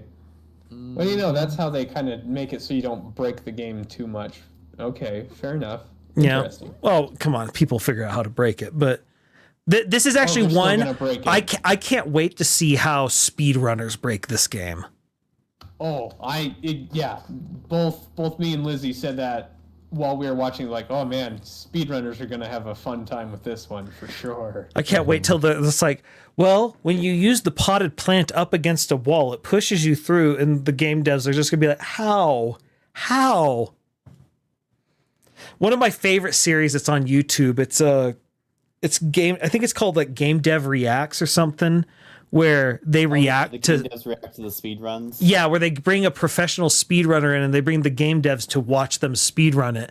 And one of my favorites ever was Psychonauts 2, because they're, for the most part, they're just laughing at seeing how they break their game. But there's this one section where the guy's falling through and starts going through walls, and one particular dev who's been quiet most of the time just starts going, no, and they're just like, did you miss a spot? And he's like, no, I checked out. There's no way there's a spot. There's no way. And the guy clips through the wall. He's like, no, I thought I found all of them. And they're just laughing at him, just being like, I thought I found them all. That's great. I need to watch more of those. I love it when they're just like, especially on newer games, because they're just in awe of how have you already broken this game to pieces. But yeah, then of course, Let's Dance. And then we already talked about mute. Yeah, we already did Lego Horizons. Stray's getting a Switch release, whatever. Fine. Here's your game for you, Baggins. Your Hobbit farming sim. I am upset. I know. Upset, really? I don't need Shire Crossing. It's just I just You feel might like they're not trying need to it, but push the someone boundaries does. of the Lord of the Rings IP a lot lately, doesn't it? well, Yeah, yeah, because I feel his like son has passed away. Now it's his grandkids. exactly. And so what they're doing is they're just completely selling the whole thing out, and I'm done. I don't want it. Yeah, it's the I've I've said this to The- Splice several times. They're trying to make the Lord of the Rings a franchise, and it was never meant to be a franchise. It was literally an artistic work. And what they're doing is soulless, and it bothers me. Fair enough. Fair enough.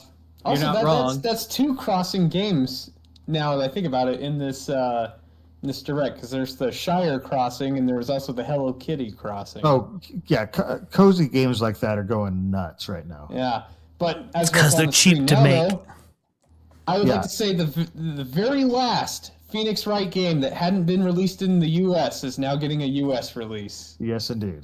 and that's exciting. Granted, I've already played this because I did play a fan translation, but my rule is if they make an official translation, I'll buy it. Yep. And think I also that's love that they added the ability to backdate the art to the original and go back and to switch it back and forth. I love it that. when remakes do that. I love it when they do that. So I'm excited about this one. Good old Phoenix Wright. Well, Miles Edgeworth in this case, but yeah. All right, this one looks so bizarre. Well, it's all I know is I look at him like this looks like Danganronpa, but it's not. But it's the people who. Yeah, I was gonna made say it's the same Danganronpa. studio. Yeah, it's But- the same art style for sure. But just looking at this, it's just like, what the crap is this? I'm trying to decide: is the gameplay like Danganronpa? Well, it looks like it's like It kind of looks like it might be, I but thought more it, RPG-ish. I thought it had like a tower defense element here. Like, isn't this sort of, or maybe that's more strategy? I don't know. I just don't know that's the thing. I don't know what genre this is, other than the fact that it's clearly Danganronpa style by the Danganronpa team. But that's all I got. I don't know how it plays. 'Cause it's like sometimes it's tactics, sometimes it looks dungeon crawlery, sometimes it looks like The 100 line visual Last novel. Defense Academy. I don't know what this game is. And that trailer didn't tell me what type of game it is, so I don't know. It's an Aniplex game by Tokyo Games. Like, what do you want? And then, okay, what's Saga? Okay, so Saga's it's a spin-off series from Final Fantasy, and it's been going since the Game Boy. It's a long series with lots and lots of games. Why is the And this G is a remake. capitalized? is that the one that was Final Fantasy Legend? Yes, this was Yeah. Final Fantasy Legends. Yeah, so Final Fantasy Legend became Saga, and Final Fantasy Adventure became Mana. Yep, that's correct. Okay. And so this one, I'm not sure which one this is. I mean, the only Saga games I played were the original Game Boy ones and some on the PS1, and I'm not sure which one this is a remake of. And you can't just trust the number on Saga, unfortunately. Their numbering around. system's more confusing than most. More confusing than Final Fantasy. Yeah, I was about to say, more Yes, confusing than yes. Final Fantasy? Okay. Yes, far more confusing. That's. Huh. Because this is Romancing Saga 2, which I think might have been a Super Nintendo game. I'm not sure. Is it more confusing than Call of Duty's numbering system? It's probably At on this par. Is it Probably as on confusing? par. But at the top is the numbering system for Xbox consoles. That's the most confusing of them all. I expect the next Xbox to be announced as negative pi, for all I know. Xbox I. My prediction, and I'm very serious. I think they're going to try and go like super simple with it, and the next one is going to be use like a Greek letter. And it's just going to be like Xbox Omicron. Xbox Sigma. Yeah. Although with They're what gonna- Microsoft's they're gonna- trying to do with looking at things, I don't want them to name anything after Sigma. That's concerning. Yeah. Oh, I was right. Super Nintendo. Boom. Okay, cool. They're going to call it the Zintendo Entertainment System. You know, actually, I think Breakfast is right. The next Xbox is going to be your PC.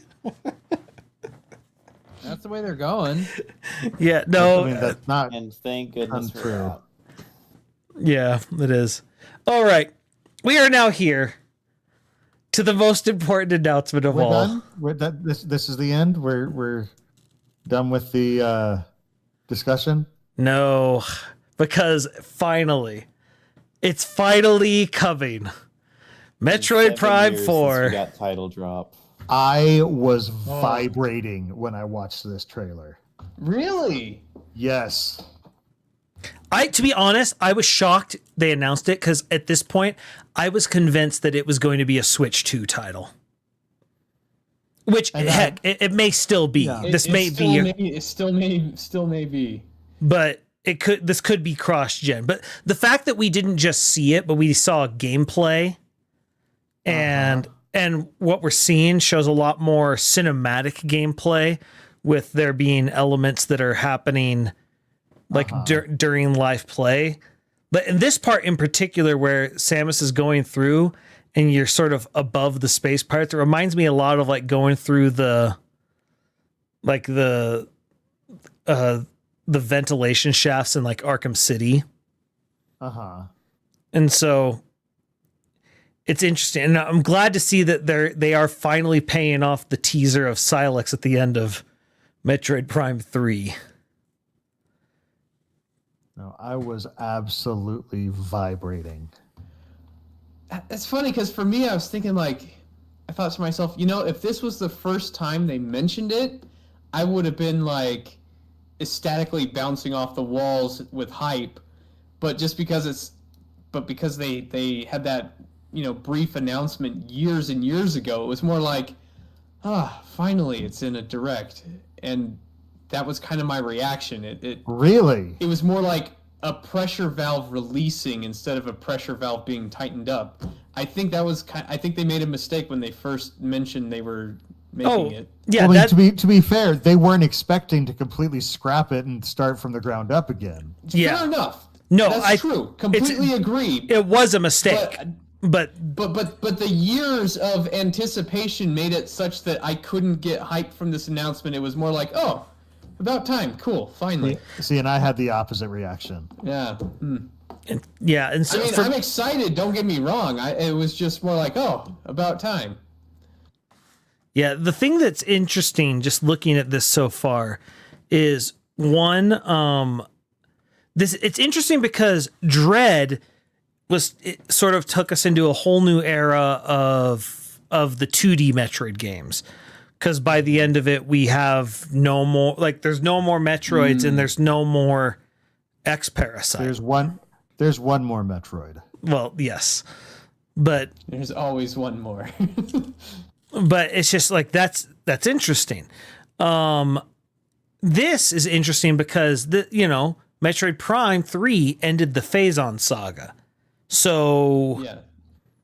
what is this? Like where it feels like Metroid is in a very interesting narrative spot of where did the games go from here. And so Yeah. and I really like the direction they have for Prime, and Silex is a very interesting person to sort of make an antagonist because one, he's a bounty hunter like Samus, but if you don't know the Metroid Prime Hunters lore, Silex in particular, we don't know much about him. He's very much sort of a Boba Fett style character where Was he one of the hunters you actually fought in Hunters? he's one of you can play as him as well. What was his weapon? Just 'cause that's how my brain remembers. I things. forget, to be honest. But his It's whole been game, like at least 10 years. it's been way longer for me. Maybe the fact that I haven't finished Metroid Prime 3, maybe like the fact that I didn't recognize him. He's not in Well, Metroid okay, Prime 3. He's in Metroid Prime okay. Hunters, which was the DS game. The DS. shows up Okay, as- I have not played the DS Yeah. one hardly at all. See, I don't have hype around him. I just was like, I saw it and I was like, this looks and makes me feel the way that the original Metroid Prime games made me feel. Well, and so the that's reason what I'm excited about. the reason it's interesting is because Ridley's gone. Like we have no more Ridley. We have no more Mother Brain. Like we have no more X Parasite. Hopefully. And so they're kind of starting from ground one. And the reason Silex is interesting is because he's very mysterious. We don't know what his whole deal is. The thing we know for a fact about him, he hates the Federation for some reason. And as a result, he hates Samus because Samus works with them on so many occasions. So wait, you're talking like this takes place chronologically after Dread. Well, no. So obviously we have no clue. Separate stories. The 3D and 2D have separate storylines. Have they confirmed that by now? I thought they confirmed. I thought they did the opposite. No, I thought they confirmed that a long time ago. Or do you think they undid that? I thought they undid that. Yeah, But maybe they're redoing it now. I don't know. I don't know. I hope they keep them separate. I prefer them in separate continuities. It just gets, I don't know. It's very Pixar timeline to me if you try and put them together. But I just mean more as rely on stuff like Other M coming out to try and make the timelines make sense, and except Other M makes it way worse. So much worse. No, but I just mean more from a meta standpoint. It's interesting because I mentally put them in separate timelines, but I find it very interesting that we're kind of in both areas of Metroid in very interesting fertile ground for them to go to what's the next story. And I am very excited to see where they go with it. Especially with the environmental storytelling that Prime allows for. Because Prime is its own thing with how it does storytelling. Some of the best silent storytelling I've ever seen. Scanning, yeah. Mm-hmm. Yeah, the scanning flavor text. Environmental storytelling. Makes a whole lot of that. I mean, anyone who's played Prime remembers a couple of different things. Everyone remembers the Hunters Among Us. Hunters Among Us. Sorry, my bad. It's because you've been reading all these little logs of them being like, hey, that watch post didn't report in. What's going on? And it's like, hey, another watch post. And you got to remember in the timeline at this point in Metroid is that Samus has just gone and taken out an entire space pirates base over on Zebes, just wiped them all out by herself. And what you get to the space station, they're sending out this distress signal because they're crashing. It's a space pirate science vessel. And the person who answers their stinking cry for distress is the hunter herself. Like that's asking God for a prayer, and the devil shows up. It reminds me of in Halo when you're fighting the little dudes and they run away. He's everywhere. Yes, it's just this terrifying. Oh no, you have legendary status amongst the grunts. Yeah, and so just them being like, what's happening? And then finally just, the hunter is among us. Just the collective, like, crapping of the pants of everyone on that planet. They're just, no. Which has led to the whole, if they ever do a Metroid movie, I would love for them to actually, like, have Ridley as a villain sitting there, like, as she's like taking everything out, because they wouldn't know who she is. They just know that it's someone in Chozo armor. And I would just love if Ridley was just sitting there and they're like, I don't even understand. Like, she should have just left. Like, that would have been the smart thing to do. And Ridley just sort of stroking his chin, being like, this is personal. What did I do to you? Like, it just sort of relishing in this thought. I want Ridley to be very evil in the film, because he's one of the most evil characters Nintendo has. Nakedly so. But no, this was big. And just this is one of the best directs they've ever done. And especially when you consider how low everyone's expectations were for this, because like I said at the start, at the end of a console's life cycle, you tend to just get, some half-hearted efforts. Like when I was talking about the last Wii U Direct, only the first half was for the Wii U. The second half was for the 3DS. And the only other directs they had after that, before they announced the Switch, they had a 3DS Direct, an Animal Crossing Direct, and a Fire Emblem Direct. They never, for a period of 7 months, they didn't announce any other games for the Wii U. Whereas this is announcing big games for the Switch at the end of its life cycle. Oh, yeah. And gets a lot of people hoping for whatever their next console is, backwards compatibility. Yeah. It's going out with a bang rather than a whimper. Which is very, very rare. But yeah, this was quite the direct. All right. Let's wrap this up and move down the line. Mithril, where can people find you? People can find me at youtube.com/MithrilZenith. I do gameplay, game design analysis, mostly for Fire Emblem, trying to mix it up with some other things, other strategy games. But yeah. It's good analysis too. I've been liking the videos. All right, Lunasar, do you want to promote anything? I don't have anything in mind. I just wanted to quickly say we skipped over Looney Tunes Sports. I remember there was on the Game Boy or maybe the Super Nintendo, there was actually a Tiny Toons Sports game that was actually pretty fun. There were two there was a Tiny Toons Sports for the Genesis and for the Super Nintendo, and both were actually pretty decent. But they were Tiny Toons. Decent. So if they make a good one that's on it's the not. Switch, it's going to be bad. It's Looney Tunes. You think it's going to be bad? Yeah, it's going to be I'm bad. just saying there was a legacy that they could have built on, but yeah. But yeah, other than that, I'll promote Lizzie's stream. So. Okay, Kamizite, where could people find you? Under your bed, because I'm literally the monster under your bed. Just like Professor Zoom was literally Barry Allen's monster under his bed, and the level of pettiness that he showed. Also, go check out Lizzie's stream when she is. Obviously, she was sick, this week. True. But go see Lizzie stream. It's nice. It's chill. It's work friendly. And you can find me haunting Splice underneath his bed.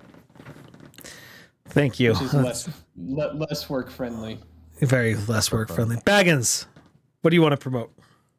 I'll do the same as I have in the past and promote the Sandersonian Institute of Cosmere Studies. It's a podcast that Splice and I do with another friend of ours named Amy, and it's about Brandon Sanderson's Cosmere series. If you're a fan of the Cosmere, you should definitely come in and check it out. If you're not a fan of the Cosmere, you should go read the Cosmere and immediately become a fan, and then come check it out. I agree with that. You can also find me at twitch.tv/splicestream, where we've been doing the Amiibo Raid Boss Tower, and more recently, on Saturday mornings, we do a combination of Video Game 20 Questions and Marbles on Stream. Those are interactive streams. So if you would like to take your crack at Video Game 20 Questions, you should show up Saturday morning starting at 10 o'clock Mountain Time. I don't know what that is where you are, because I don't know who you are, and I will not stalk you.